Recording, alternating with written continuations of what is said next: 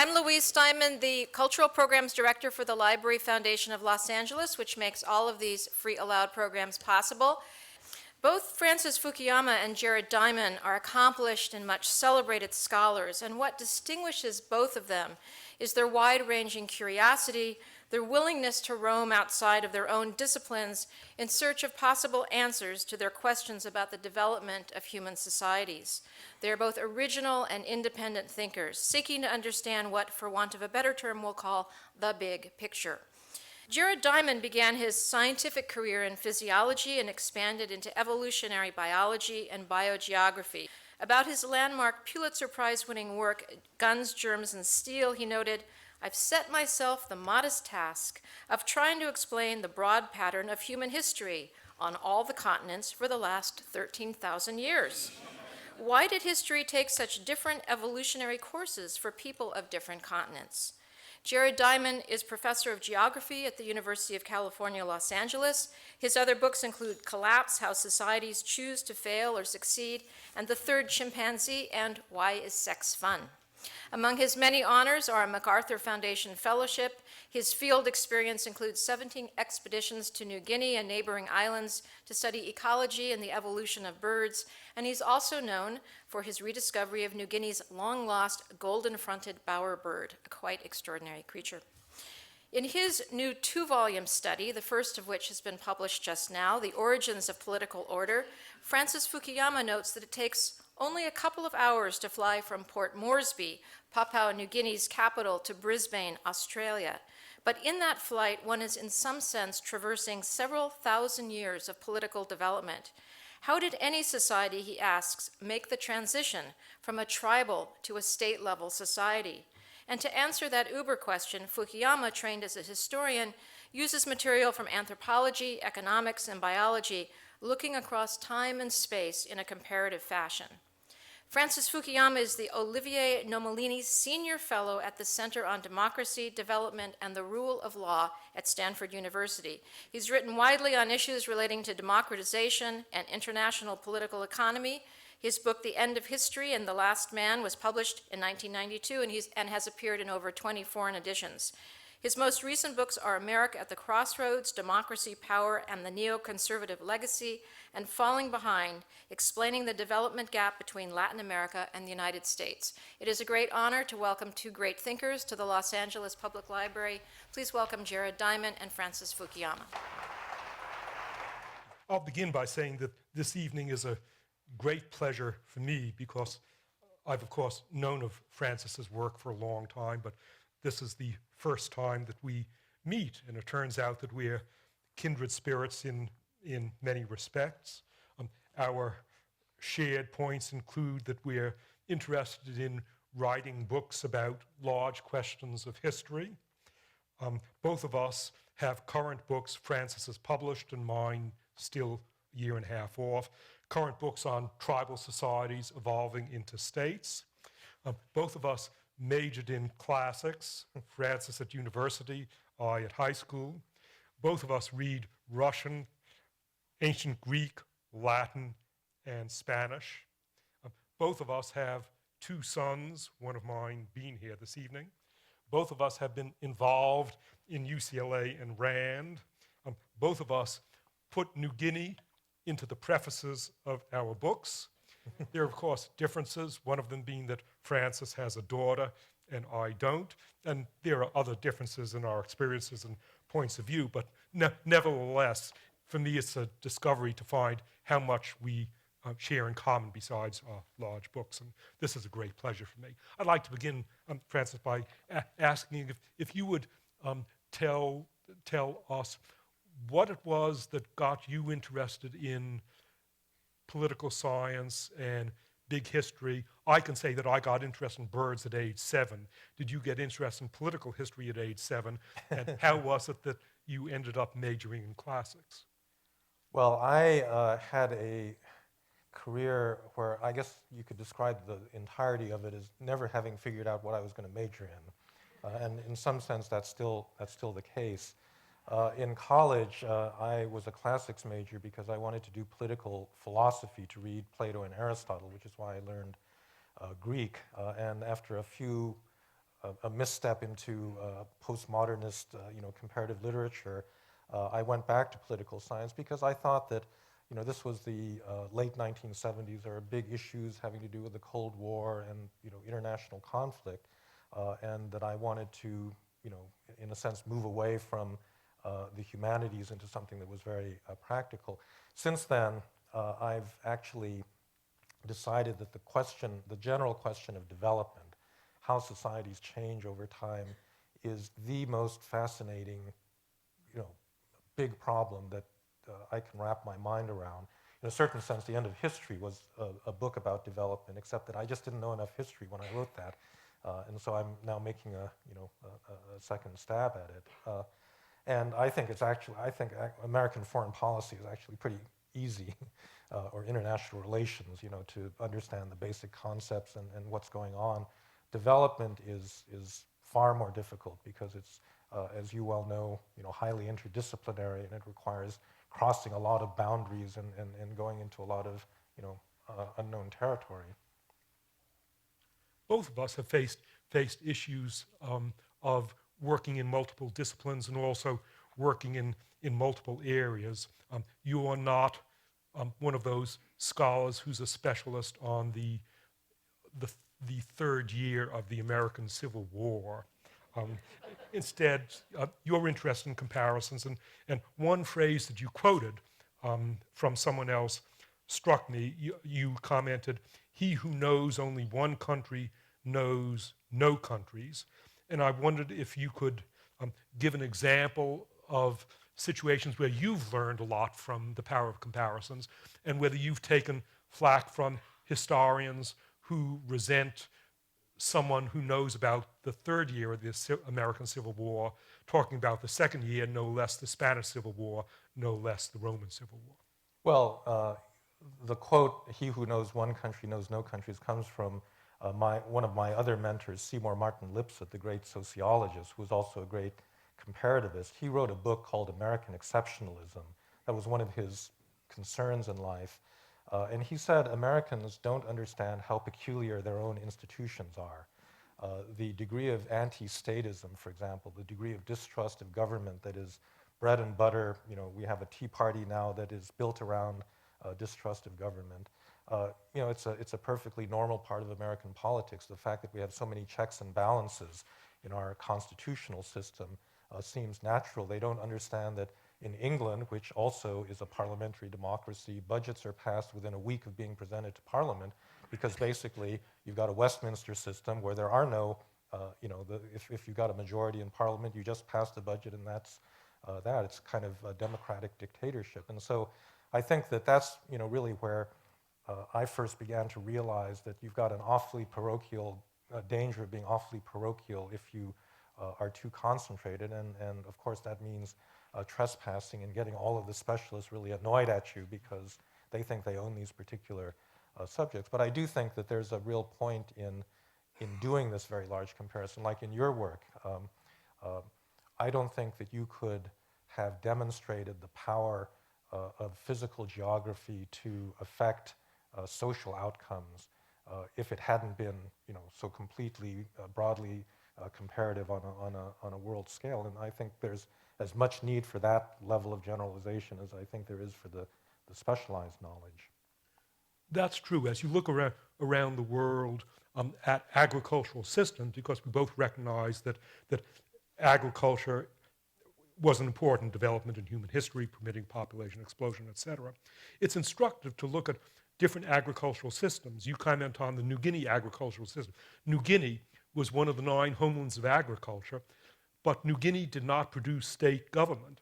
And it's an instructive agricultural system because it was one that lacked domestic animals, and it had, apart from the US Southeast, the narrowest range of crops, and it didn't have a storable a crop that could be stored in the long run, so it didn't produce food surpluses that could feed chiefs and bureaucrats.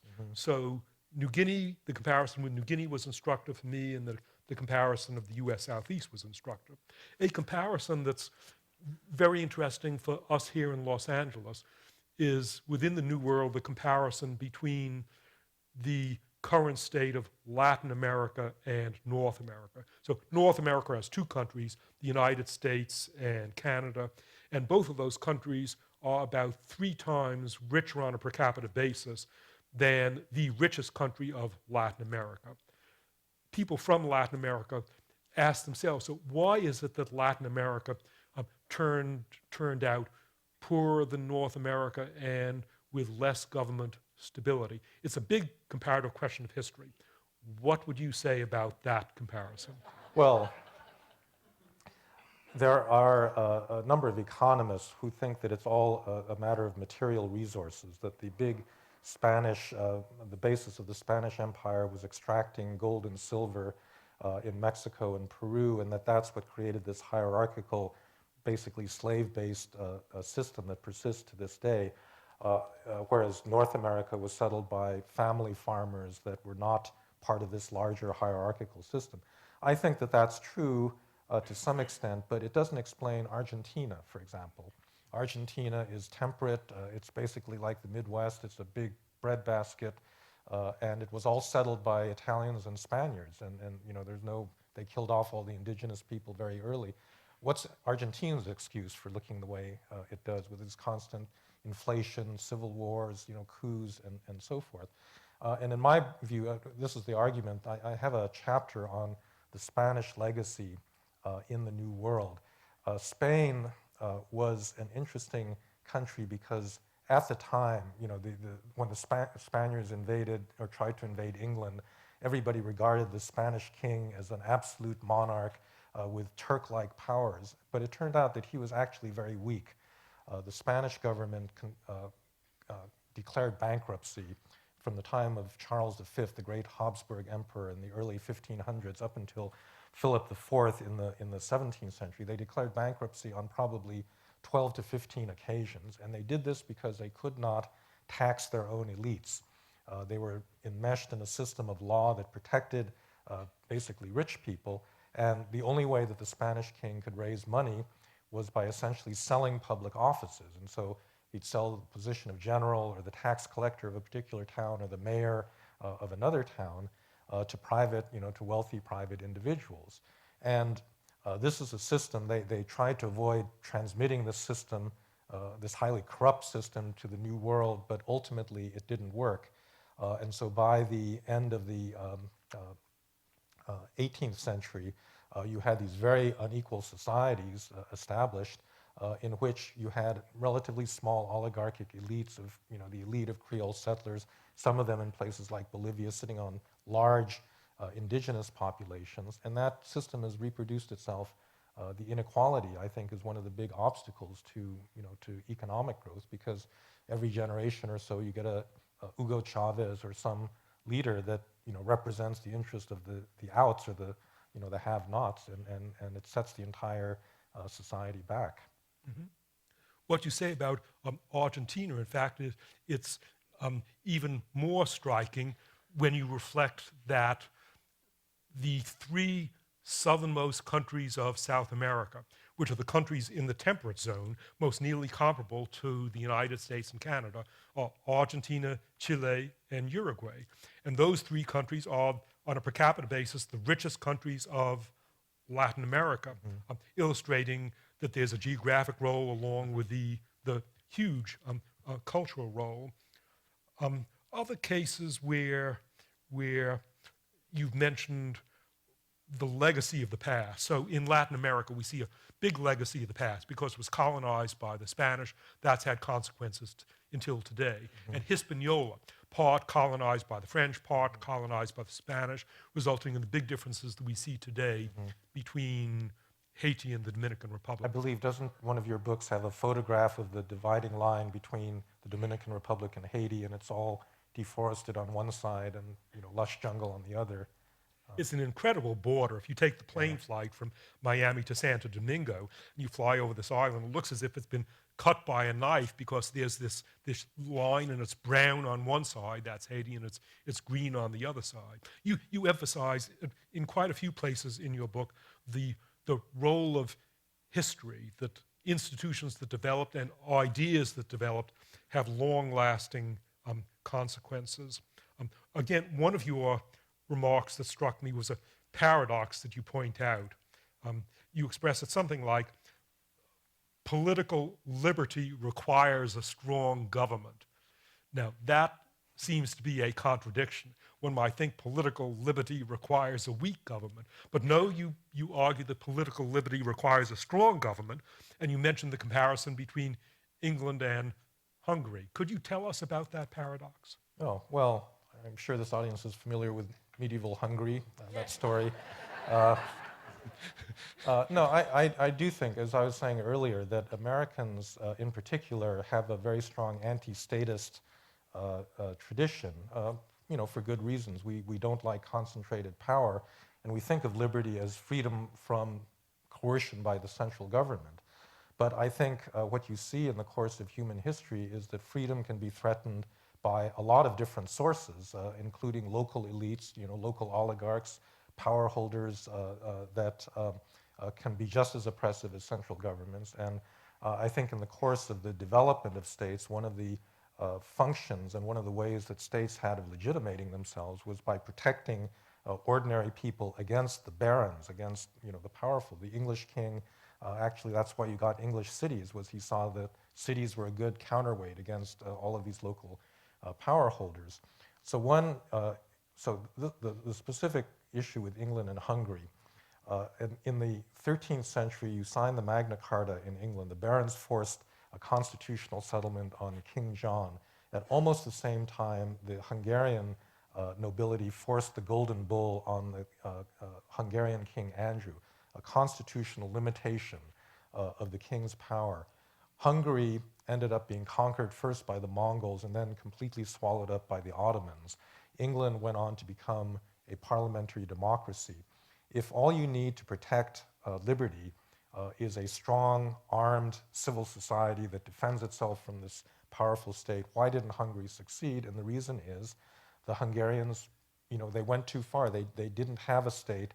When the Hungarian civil society took over, the Diet took over, first thing they did is they reduced taxes on themselves because they didn't want, these burdensome taxes, and they dismantled the army that the king had set up, and that paved the way for their eventual conquest. And in our history, you think about the role of the federal government. Freedom for African Americans did not spontaneously evolve simply by having a weak federal government. It first needed a civil war, very bloody, 600,000 Americans killed, and then the actions in the civil rights period in the 1960s of a strong central government being willing to enforce the Constitution against local power holders in the society. So I believe that liberty is neither just a strong society nor just a strong state. It has to come out of the balance between the two. And if both of them are weak, you're also in trouble. That's a very interesting idea, and of course it goes contrary to an increasing trend in the United States today, which is that it appears to me that particularly more conservative people view liberty as freedom from government interference, and the ideal that they see is a market economy, that a market economy ought to operate unfettered by the government. It's ironic and paradoxical. It's also, in terms of history, scary, because when you look at the polarization in the United States that's been growing within the last decade, and the increasing extent to which wealthier people and more powerful people are able to insulate themselves from consequences of their actions. If you look to the past societies in which the elite could insulate themselves from the consequences of their actions include the Maya kings and others, and it's a recipe for disaster. Yeah, it is. I think we Americans are fortunate because we can take the existence of a strong government that can enforce laws for granted, and then we have this luxury of saying, oh, the government causes all this trouble, or it's so incompetent or counterproductive. But if you want a society where the government doesn't bother you very much, you should go to Somalia, because you can and you can own not just an assault rifle, but an RPG or a shoulder-fired anti-aircraft missile, and it's not a very pleasant society to live in.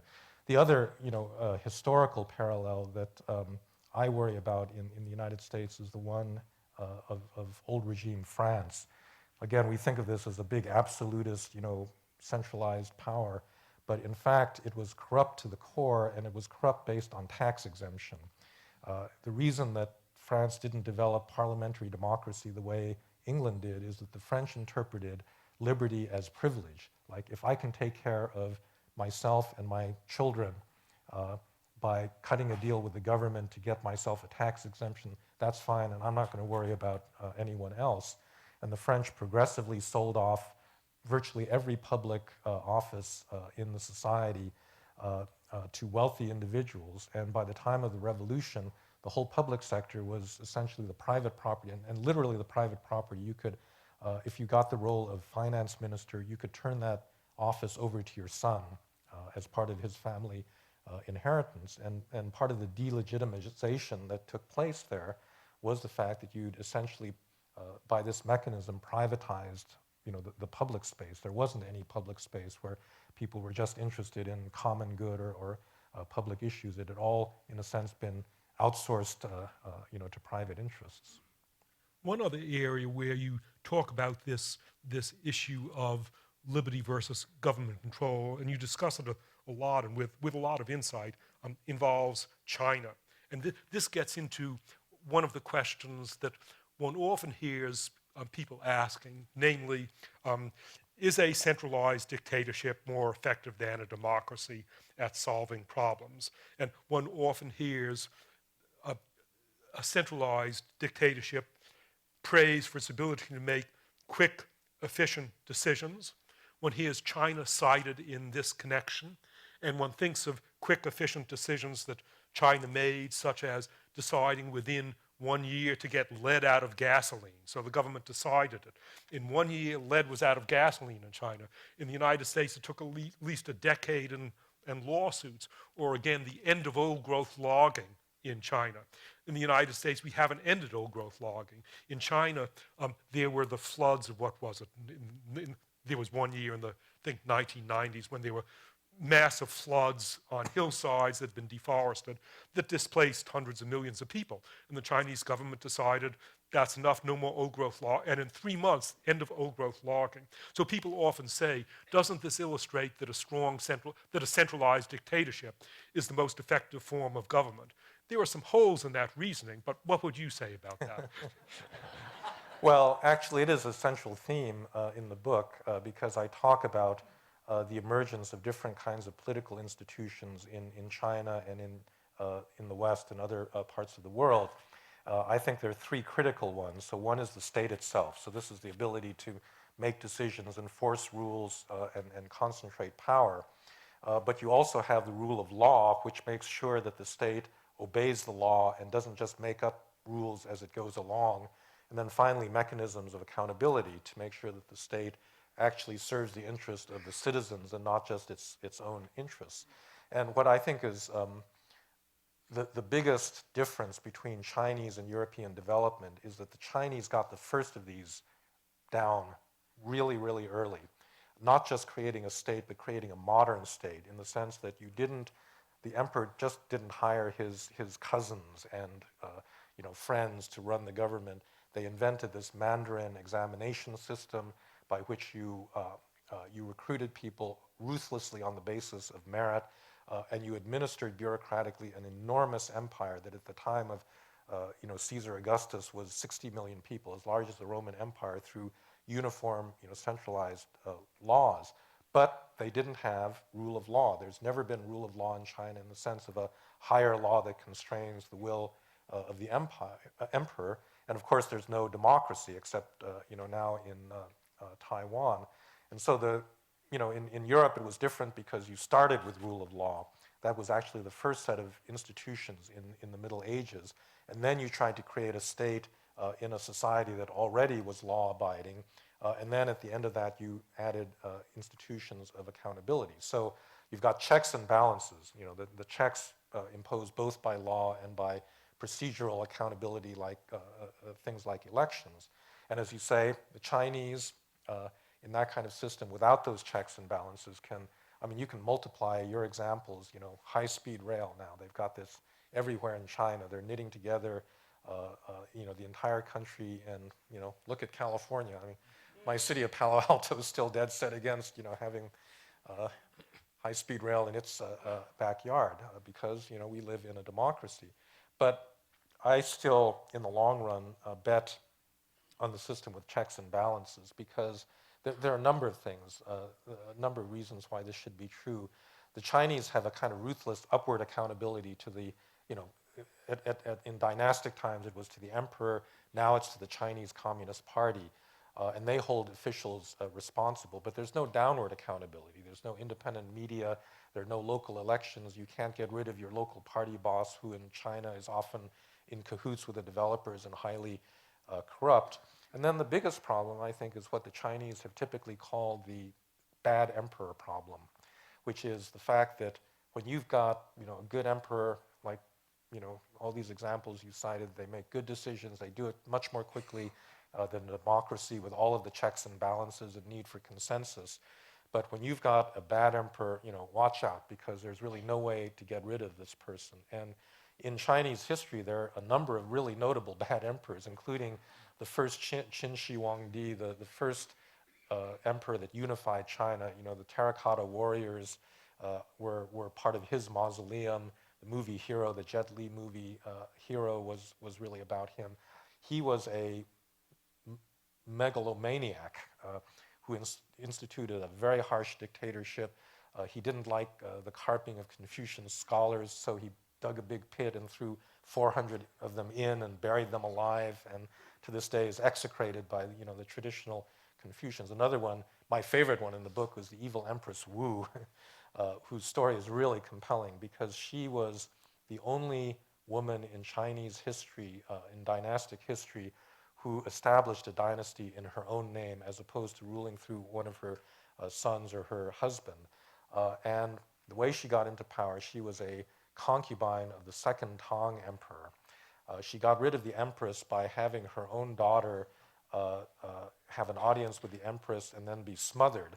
And the death was blamed on the empress, and then the emperor got rid of her and replaced her with Wu Zhao, this concubine. She managed to kill a couple of her sons to get them out of the way as obstacles to her power, and then she killed off a very large part of the Tang nobility that stood in the way, was very resentful of this upstart woman. And, you know, she, again, is classified as one of the bad emperors. And the last one that existed was Mao Zedong, you know, who unleashed this horrendous cultural revolution, the Great Leap Forward, killed millions of Chinese. And so that's the problem they haven't solved. You know, they've gotten the good government part of it when they've got this good emperor, but no one has designed a system for guaranteeing that you always have good emperors. You've got good examples from the past, and you're correct that that basic problem of China operates in the present. Yes, one can point out the good decisions that the current Chinese government has made, but then, yes, they can make quick, efficient decisions. There's no system, though, that guarantees that more of those decisions will be good and fewer of them will be bad than in a democracy. So in the United States, in the state of California, despite what the government of California is doing now, California is not going to succeed in closing down a system of higher education. You can't do that in a democracy. But in China, it was possible to close down the system of higher education for more than 1 billion people. So that's the bad emperor phenomenon in the present. I don't want to make you pose all the questions, so can I pose a question to you? Please. Well, so you know, one of the big issues that I deal with, but you certainly deal with in your book, is, you know, the general comparison between the West and China, and why you get highly concentrated power in, you know, the Yellow River, Yangtze River valleys, and, you know, a very different system arising in Western Europe.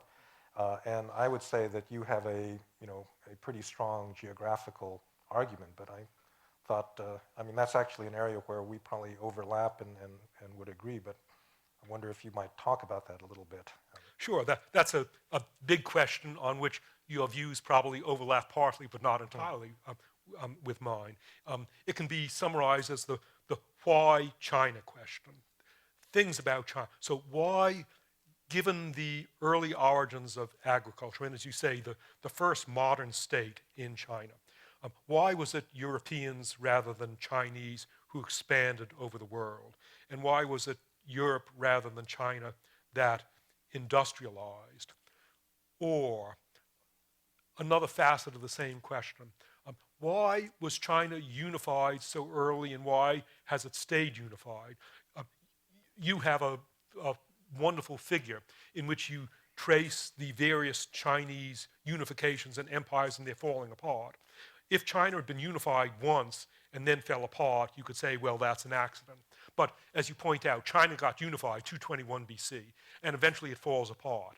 And then it reunifies, and it stays unified for a couple of centuries. And then it falls, and then it gets reunified. So there have been a whole, China, whenever it falls apart, has gotten reunified. Whereas in the case of India, the Indian subcontinent, India was partly unified 3 times, and each time it fell apart quickly. So why is China so easily unified? Because I'm a professor of geography, I would have to say it's because of geography. Both you and I are interested in chains of causation, and I see at the bottom of the chain of causation the bedrock of geographic factors. Just picture the map of China and compare it with a map of Europe. The map of Europe, there's the Greek peninsula, and there's the Italian peninsula, and there's the Iberian peninsula, and then there's the Danish peninsula, and there's the Scandinavian peninsula, and then there's this big island, England and Ireland, and then there are the mountains that divide up Europe, and then the rivers of Europe flow radially, so the Rhone goes this way, and the Rhine goes this way, and the Seine goes this way, and the Elbe goes this way, and the Danube goes this way. Now compare the map of China. The coastline is smooth. There isn't a huge peninsula like Italy. There isn't a big island for China. Taiwan is smaller, I think, even than Ireland. The 2 big rivers of China, they flow parallel. And the land between them is sufficiently low that they were connected by canals a couple of thousand years ago. So, and the mountains, you don't have the equivalent of the Pyrenees and Alps dividing up China.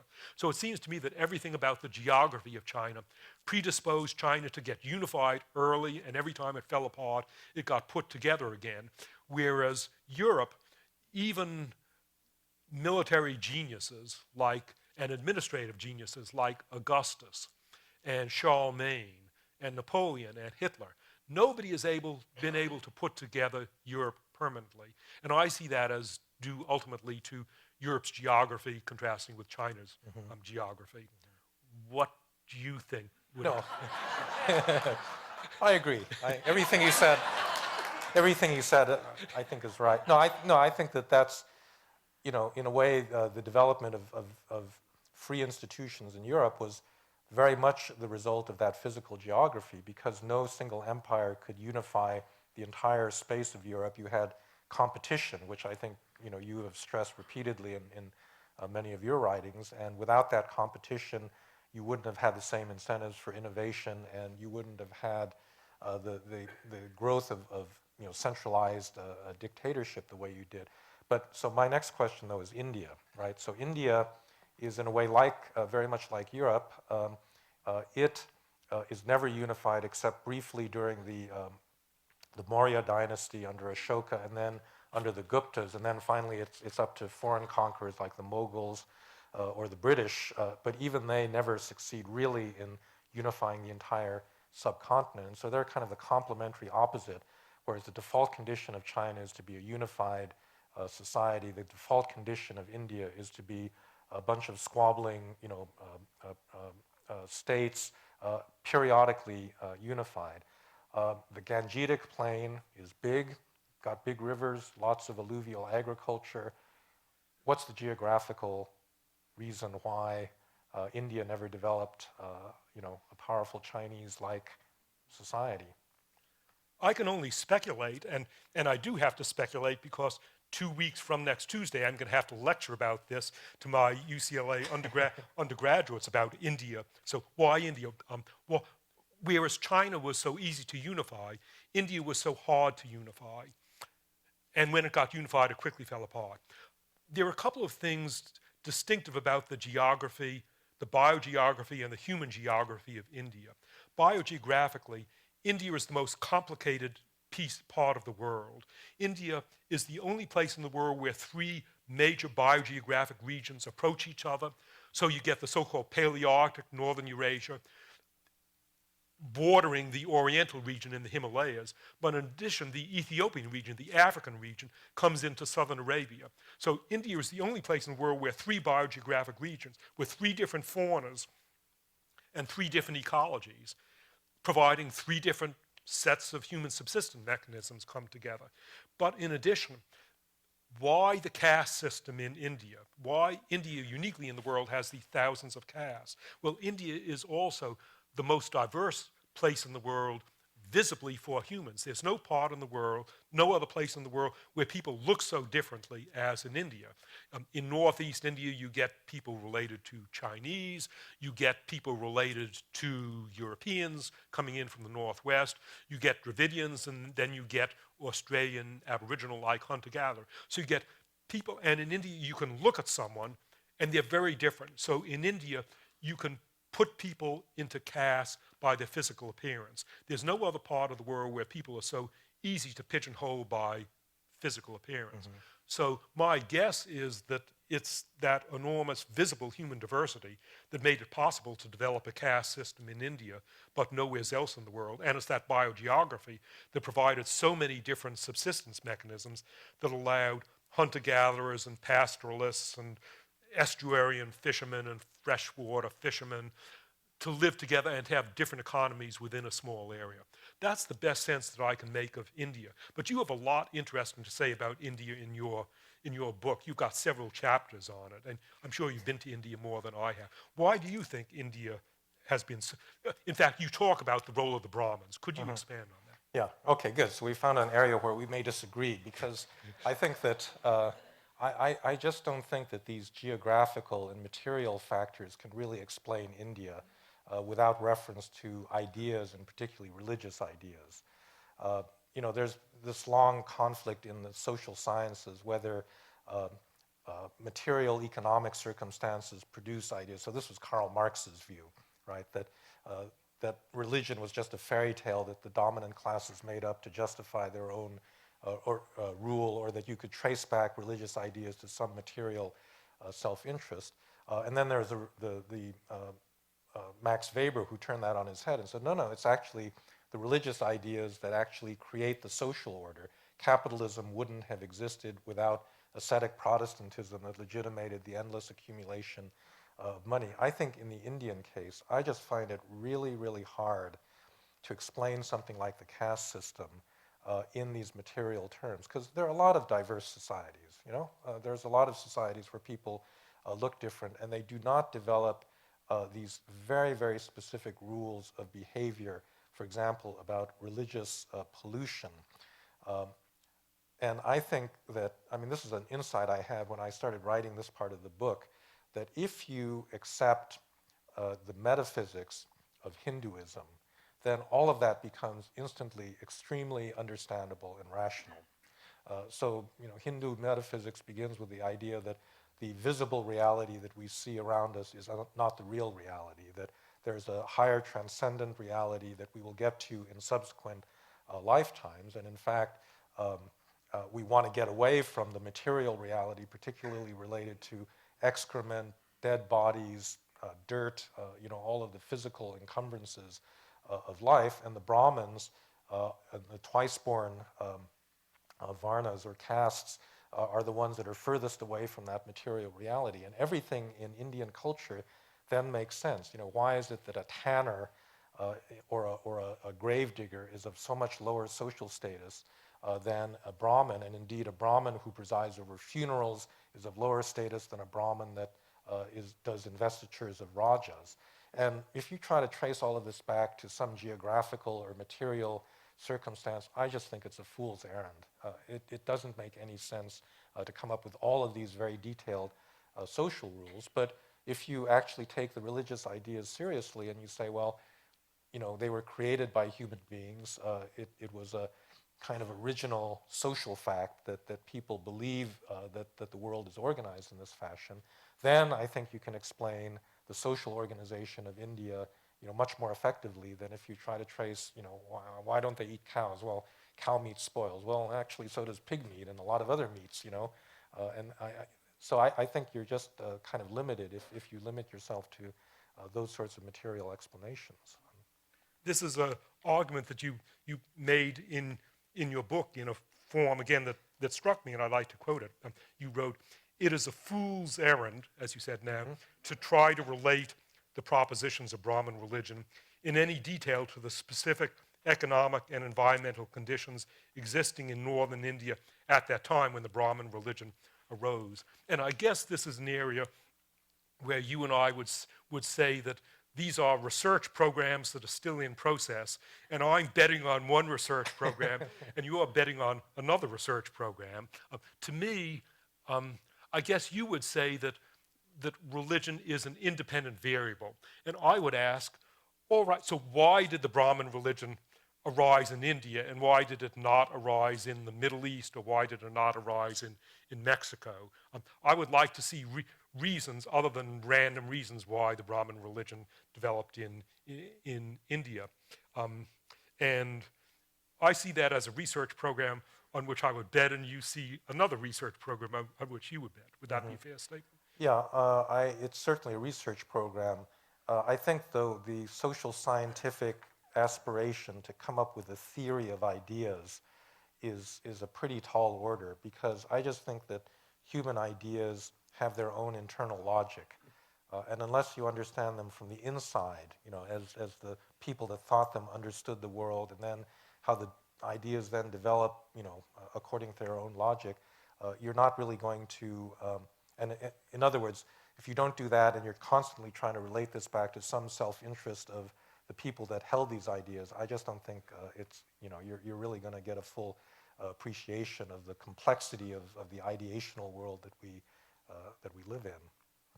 Let me make one more attempt, and this involves someone that you may have known, Donald Kagan, the great historian at Yale, who was dean or provost there, and whom I met. So I had a lunch with Donald Kagan, and I asked him, so why on earth is it that Greece became so important, disproportionately important in world history? Why did democracy arise in Greece? Was this something random? Could democracy have arisen in Afghanistan? And Donald Kagan said, see, if you've been to Greece, you'll see it. It's such a desperately poor land. And look at that coastline, that indented coastline, and look at those mountains. Greece is carved up. Greece couldn't unify itself until finally the Macedonians unified Greece. So in Greece, critical thinking could thrive, because if someone in one city-state said something that the king there didn't like, the person moved 40 miles and you were in another city-state. So Kagan argued that the geography of Greece favored critical thinking, favored democracy, and therefore that Plato and Aristotle that got you into the classics could have developed only in Greece. Was this something that you argued with Donald Kagan, and what would you say to it? Well, yeah, I think that takes you back to if you know one country alone, you don't know any countries. I mean, I suspect you can find other parts of the world that have very similar geographies to Greece that didn't develop, Thucydides and Plato and Aristotle. In fact, it's kind of scary if you think about the fact that at its height, the citizen population of Athens was no more than, maybe 40, 50,000 people, and they produced all of these world historical thinkers within a period of 100, 150 years. And here we are in the United States, and we got 300 million people, and what do we have? We have Lady Gaga. I mean, it's so there probably was something in the water. I mean, there are actually a lot of cases like this. Like Hungary is another one. If you look at there was an incident where in the Manhattan Project, President Roosevelt was sitting around with Edward Neumann and Leo Szilard and Edward Teller. And they had all gone to the same gymnasium in Budapest, these great foundational physicists, 20th century physicists. And so, I think, again, it's just very hard. As a social scientist, when you get to something like that, you say, this is just an independent variable. We don't know what's causing it. We know it causes other things, but to actually come up with a scientific reason for why Budapest produced so many great physicists and musicians in this period, it's pretty tough. Here was an area where, in your book, you discussed a phenomenon whose significance hadn't dawned on me, and where I thought you came up with a strong reason for it. And this was the phenomenon of military slavery in the Ottoman Empire and in the precursor to the Ottoman Empire. It hadn't dawned on me that this was an unusual way to run a state. Usually you run a state by having the slaves down at the bottom and the related power brokers at top. But you pointed out that in the Ottoman Empire, the army and the bureaucrats came from people who were boys who were gathered from the countryside and remained slaves. So as your expression was, a one-generation aristocracy. Since that's so fascinating, and since I verbally explained it, could you just tell people this fascinating stuff about military slaves? Military slavery. Well, it's actually part of a larger class of phenomenon that I talk about in the book. The creation of a modern state is really, in a way, a long-term struggle against the family, because biologically we favor our kin, we favor genetic relatives. And in order to create a modern impersonal state where people are promoted on the basis of talent rather than relatedness, you've got to come up with these extraordinary mechanisms. And every society did this in a different way. The Ottomans and the Arabs had the most extreme version, where they would literally kidnap these children in the Balkans, these boys between the ages of 12 and 19. They'd bring them back, they'd train them, raise them as Muslims, and take them away from their families, and in the early days prohibit them from having wives and children of their own. The moment they had a kid, they were out of the bureaucracy, and the reason was you wanted to make them loyal to the state and not to their families, because any person with children, thinks about their children first and how to promote the interest. That's the basis of nepotism and corruption. But it wasn't just the Ottomans that did this. That's the same reason the Byzantines and the Chinese used eunuchs, because they don't have children. The Catholic Church, under Gregory VII, this great pope in the 11th century, declared, they fought a big internal conflict called the investiture conflict in order to mandate the rule of celibacy of the priesthood. It's not a doctrinal issue in Christianity, although a lot of contemporary Catholics think that it is rooted in doctrine, but the Eastern Church allows priests to marry, so did the Protestants, so did the Catholic Church before the 11th century. The only reason that celibacy of the priesthood was mandated was you didn't want priests turning over their benefices or wanting to turn their benefices over to their children, because that was a source of corruption in the church, and you couldn't raise the moral authority of the church until it had eliminated corruption in its own ranks. And so all of these societies come up with these different strategies basically to get past this very basic human biological desire to favor your relatives. I'm sure that we've given people here questions that they may want to ask, but before we come to questions, let me raise one final issue, and that is, what can we learn from history? Are the implications of history for our future? Can we learn from the mistakes and the successes of the past? You've worked on development, you've traveled around a lot.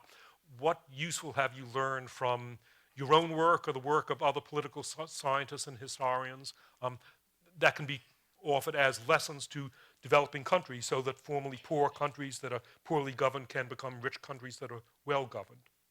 Well, that is the question, and it's a really tough one to answer, because history is obviously very important. You cannot possibly understand the way a contemporary society works without understanding its history. In modern China, every educated person has read the Romance of the Three Kingdoms, and there are all of these historical reference points that the Chinese understand, but if you don't have an awareness of that, you're just not going to understand their internal discussion. But the other problem is that history doesn't provide any clear-cut lessons for modern society, simply because conditions are so different from one society to another. And so anyone that's, and classic example was during the Suez Crisis. Anthony Eden, the British Prime Minister, said, we've seen this before, the rise of Adolf Hitler, if we don't stop Nasser, he's gonna overrun Europe. And it wasn't it was a historical lesson, but it wasn't a very good analogy. And it got the British and the French into a lot of trouble in 1956. And so there are just a lot of pitfalls. And so I think actually, unfortunately, one of the lessons of history is the more history you learn, you realize actually how context-specific everything is and how difficult it is to actually generalize. That being said, I think we both made a lot of generalizations in both of our books. I would, before we, I guess, open the floor up, I would like to point out that Professor Diamond, I ran an international development program when I was at Johns Hopkins, and you've had this enormous impact on thinking about contemporary development problems in places like the World Bank, because, I think prior to guns, germs, and steel, people said it's all just a matter of policy. We can decide tomorrow to put the right policies in place, and then, you'll turn Guatemala into Canada. And I think that, among other things, people didn't notice that, the vast majority of underdeveloped, very poor countries are all in the tropics, and that the vast majority of rich, industrialized countries are all in temperate zones. And, there are these, geographical factors. The germs part of it is critical. Disease burdens have now become kind of standard discourse in the development field because of the realization that if you've got malaria, you're just not going to work as hard as if you're malaria-free, and you're not going to be productive and so forth. And I think that's one of the tremendous contributions, that your writing has made. Well, thank you, and I'd also like to mention the contribution that your writing has made by pointing out the long hand of history. You pointed out how China today cannot be understood unless you understand China 2,032 years ago, and that India today cannot be understood without understanding India in the past. Yet geography plays a role, but geography interacting with history. Would you like to say something, Francis, about our venue, about the library and the role of the Library Foundation, particularly in these times today when the state budget is being cut? Would you like to comment on that before we open up to questions? Oh, well, funny you should mention that. I think that I think the greatness of the United States is that not everything comes from the beneficent hand of the government, and that we have a strong civil society and strong private institutions, and these institutions would not exist unless people actually contribute to them. And so, this is a wonderful evening and a wonderful event, and it's made possible by the library, so I encourage all of you to be members. I would just add to that now more than ever, with public support for libraries dropping and in danger, the library in West Los Angeles, one of the libraries in Los Angeles where my sons got their books out, is already closed. Now more than ever, we need private support for libraries. And this is, in the long run, a life and death matter for American society. If we're going to have an uneducated workforce and an uneducated next generation, of course we're going to lose out in competition with China and Vietnam and lots of other countries. So in your own self-interest and in the interests of your children and grandchildren, support the library. I think that's a good final note. And my guess is that some of you may have either questions or you would like to state your enthusiastic agreement with everything that we've said, and there are a couple of microphones around, so you may direct your comments at either of us, but please keep your question short to a sentence or two so that other people can also ask questions. I want to refer to what you said about the power of comparing, because you compared North America to South America. I come from Romania and I study theater theory here in Los Angeles. My question would be, because what happens in political terms in Romania now is more like the government and everything, what's happening for years in Romania. Nobody compares what's in Europe or outside the world. But politicians try to figure things out just looking at what's inside the country, while the young generation and the critics of the government, they always compare what's happening in Romania to what's happening in the world. In such a moment, what's the power or the usefulness of comparing? Thank you very much. Francis. Well, I think that actually the European Union has been really important in that part of the world because there's a big incentive to join the European Union, and the European Union has got all of these standards, that are based on pan-European practices. And so every candidate member, including Romania, that wants to get in has got to look at its own institutions and say whether they measure up. And you're not going to get in unless you. Well, okay. So this is the other problem with the European Union. There's a way in, and there's no way to kick people out. So if your institutions then deteriorate, or like the case of Greece, it turns out that you got in under false pretenses, you're kind of stuck. So it's a work in progress. Question here. Comment. Is this on? Okay. Thank you both very much for coming. It's really delightful to have you. There's a subject that's of particular interest to me, but okay. First, I'd like to make a point of information.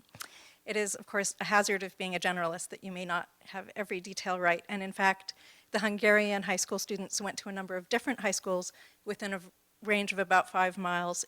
There's a wonderful essay by Georgi Marx, who was a physicist, who goes into great detail.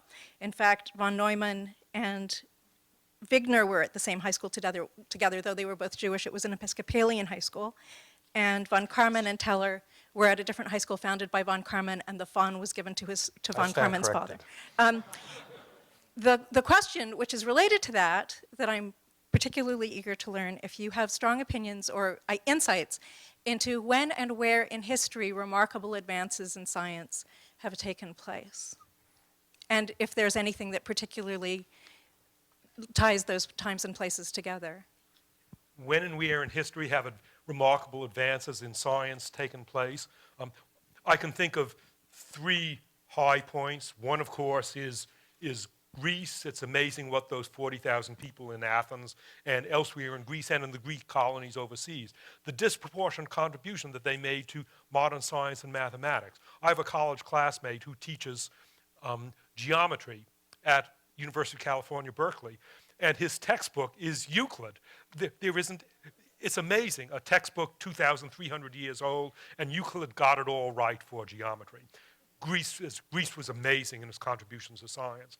During the Middle Ages, the Arab world played an important role not only in transmitting classical knowledge, but also in producing new science of its own. And then in modern times, Joel Mokyr has pointed out that during the Industrial Revolution, its rise in England is related to the harnessing of science, which had previously been a useless gentleman's pastime, to become positively useful, namely in the late 1700s and early 1800s.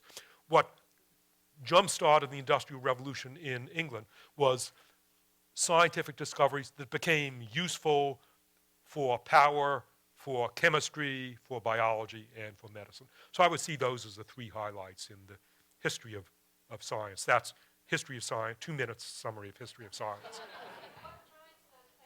Let's give someone else a chance.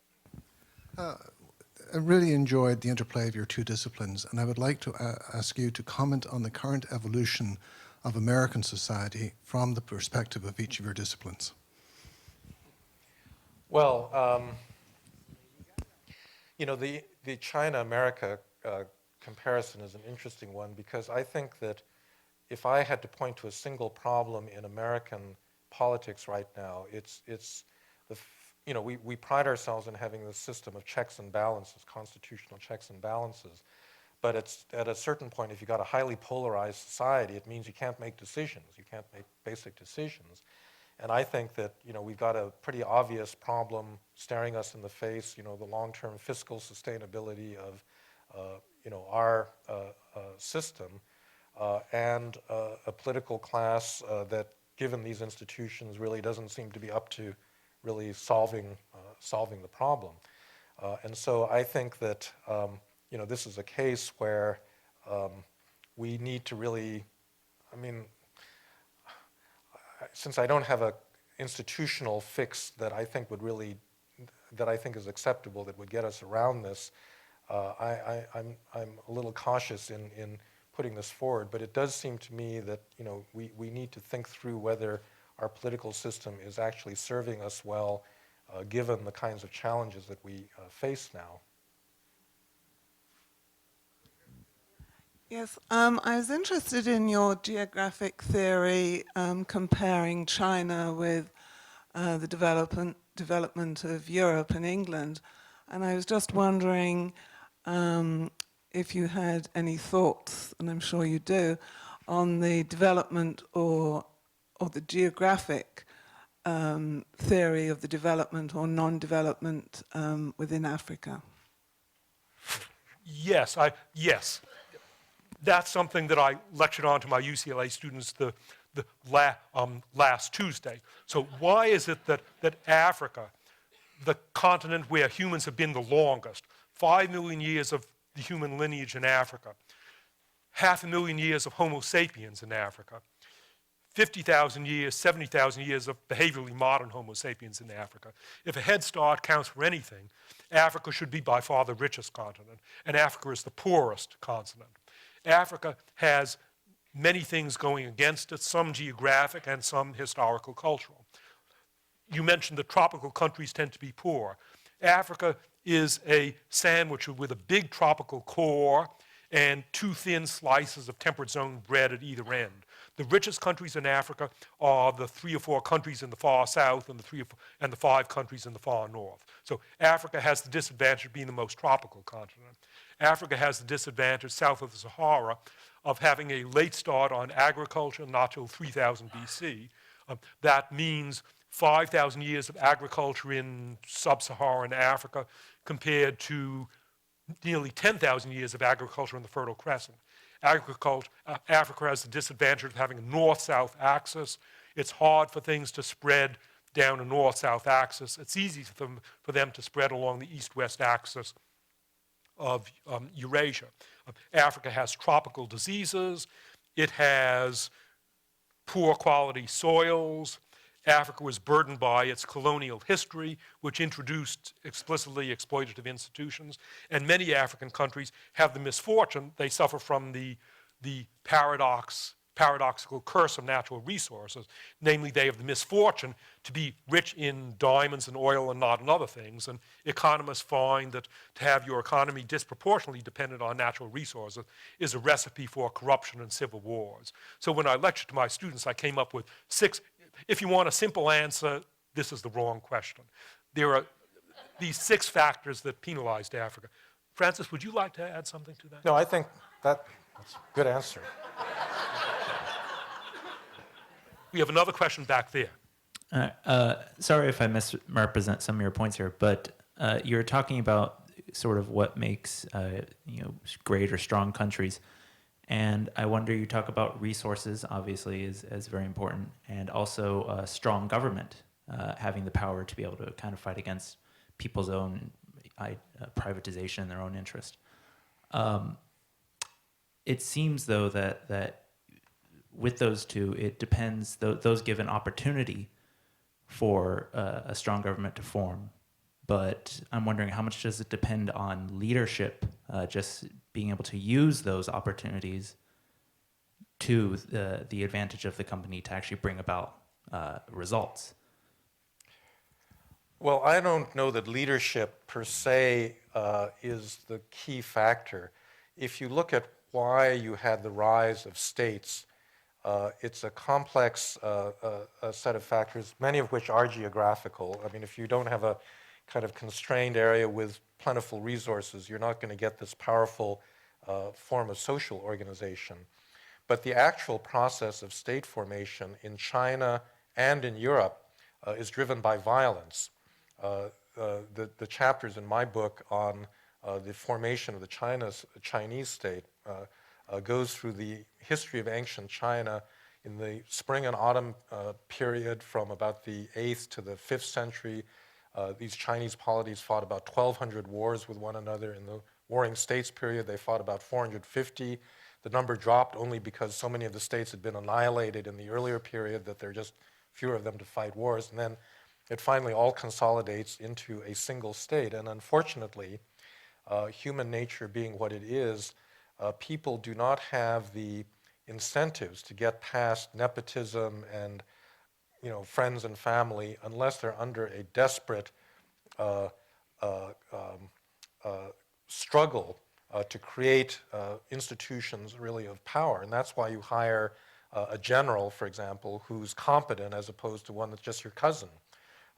President Lincoln had a lot of patronage appointments in the Union Army early in the Civil War because the U.S. government ran on patronage, and they lost a lot of battles. And so finally, by the end of the Civil War, they'd figured out what the Chinese had learned 2,300 years earlier, which was that you need impersonal leadership based on talent and proven qualifications rather than friends and family.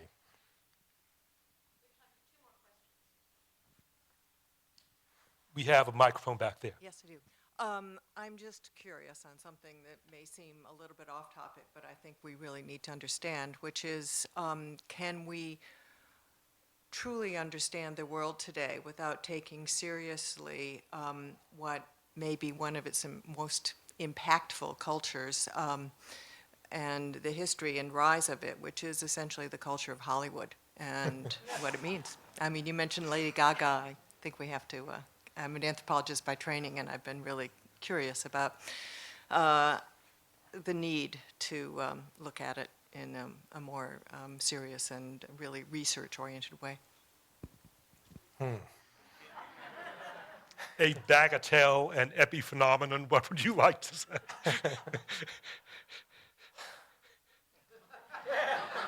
This is the longest silence since Memorial Day. Yeah. Well, I honestly don't know what to say about that because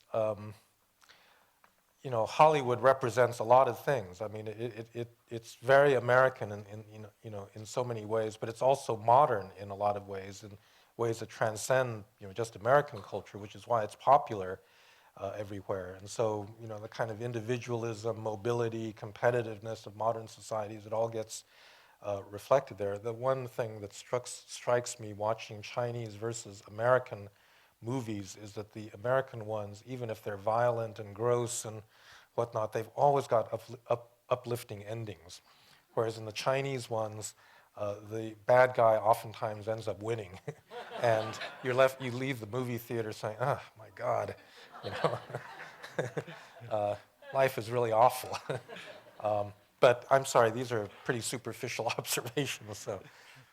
Some of you may want your book signed and want to chat with us. So let's just take one more question, and then we'll turn over to personal chatter and book signing. I'd like to ask a question of Jared Diamond about the geography in the two of the places that our country is currently trying to impose a political system, Iraq and Afghanistan. Given that General Petraeus found a way to pacify Iraq by appealing to the Sunni elders and has tried to impose that same system on Afghanistan, I wonder if you see a geographical difference between Iraq and Afghanistan that might impact on how successful or unsuccessful that strategy might be. You won't be surprised that, yes, I discern geographical differences. Afghanistan is landlocked, which is a recipe for poverty. Afghanistan has never had unity beyond tribal unity. Iraq, in contrast, the first state in world history was in Iraq 5,400 years ago. The first writing in world history was in Iraq. Iraq has a seacoast. It was the center of origin of world agriculture and really of everything interesting in Western Eurasian civilization. The reason for the subsequent decline of Iraq and Western Eurasia is debated. It may be environmental. It may have been the effect of Mongol invasions. It may have been institutions. But yes, I see geographical differences between Iraq and mountains. I mean, if you think about where are there surviving tribal societies, it is either heavily jungled, mountainous, or barren deserts, because that's where states can't project their power. And I think, NATO is discovering that in Afghanistan as we speak. We could also add that Iraq has oil and Afghanistan doesn't. And that last profound insight of mine may be a good note on which to close. We'd be happy to meet with you afterwards if any of you would like books. Thank you. Okay, good. Thanks very much. Okay, sorry, thank you. Take your